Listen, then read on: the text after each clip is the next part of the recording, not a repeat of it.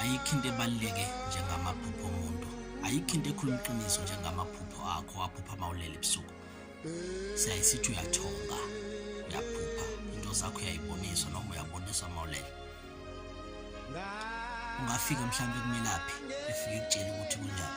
Kodwa mhlawumbe iphupho lakho manje liphikisa ubukwazi ukuthi liqinisile ukudlula yonke into. Ngeke idlozi lakho liqambela amanga. Ngeke ithongo lakhe liqambela amanga. Cha, angeke kwenzeke lokho.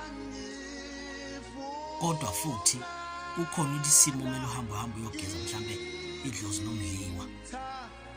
Ngoba linakho nokuthi likhuluma amaphupho abekho. Ingakho amaphupho maswahlaziya ngeke ngithi ufuna siwahlaziye ngomoya.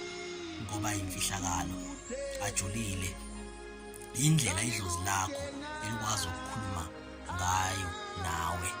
Xhumana nomuntu walo. Ingakho abanye bengakhona ukala sinamaphupho ngoba awulimi ojulile ulimi likamoya. Aswaqaphelele fundiswa naye ngoba akhuluma iqiniso njengoba linjalo. Ungidlula thina belaphi. Uma ngabe iphupho lakho leke lathi hamba emanzini, mina ngathi ungayi emanzini yobe sengiqambela amanga ngoba likhuluma iqiniso, likhuluma into ephelele. Asike sinakele amaphupho ethu bese sithatha lapho sihambe indlela kamoya. Amen.